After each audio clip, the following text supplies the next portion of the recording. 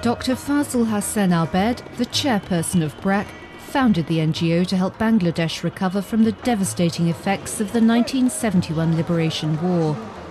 Today, BRAC is an independent, largely self-financed NGO, employing nearly 100,000 people and providing essential services to over 100 million in all 64 districts of the country.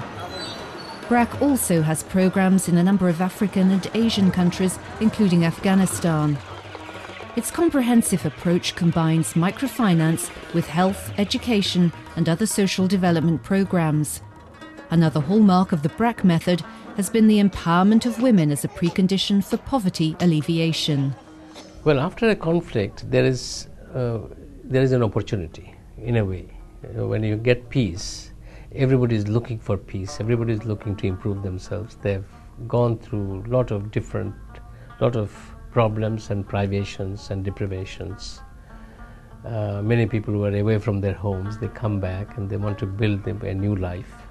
So therefore, you have all the ingredients of people raring to change their lives conditions.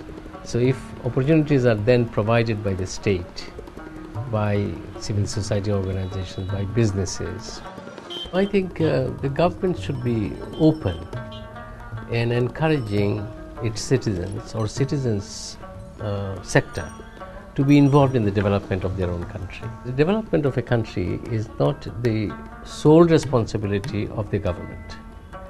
Development of a country is the responsibility of government, its citizens, its private sector, everybody.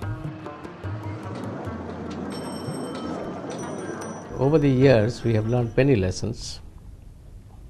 The first lesson was to organize people in the villages, because I think without first empowering people, development doesn't take place. So we thought that the first thing to do is to organize people for power so that they can change their own lives.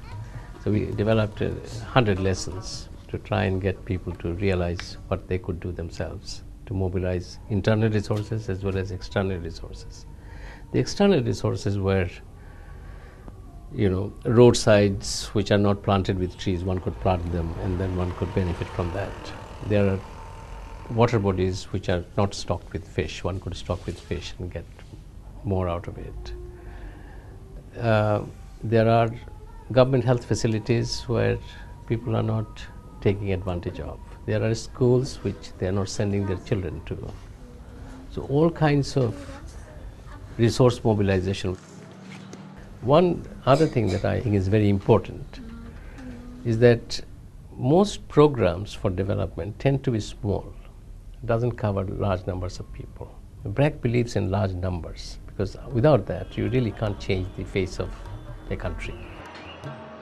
Expansion of or scaling up of anything needs a little bit of preparation from organizations which are scaling up, as one can imagine, because expansion requires some amount of preparatory work.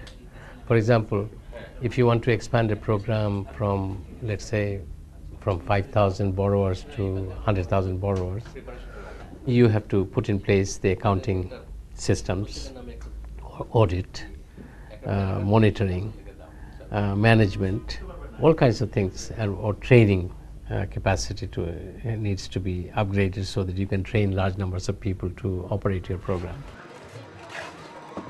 Businesses contribute to social development.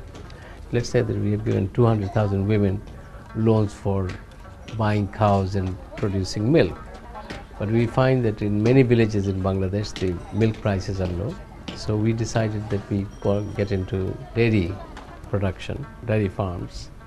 And then we are now collecting all this milk from these 200,000 women all over the country, collecting them and bringing them into Dhaka, pasteurizing the milk and selling milk and butter and all other dairy products in the towns.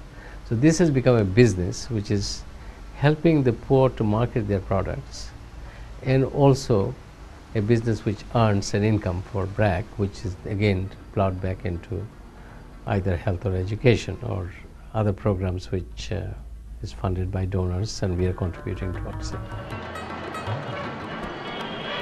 As you know, Bangladesh has been termed as the most corrupt country in the world.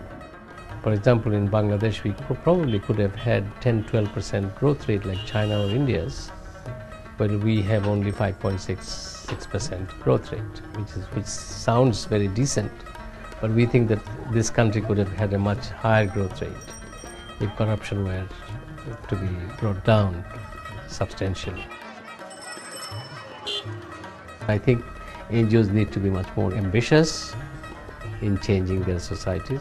I find some governments are not ambitious enough for their own country. So what to speak of NGOs?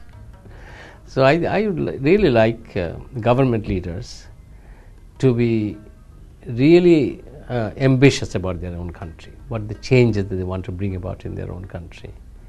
When head of a government says we have got 60% literacy rate, we'll go to 65% in 5 years, that's not good enough for me. For me, what is good enough is that we want to do universal literacy program, and we want to do it as fast as possible, not 20 years from now. And that's what I would like to see government leaders as well as NGO leaders trying to be more ambitious and set a target which is worth achieving.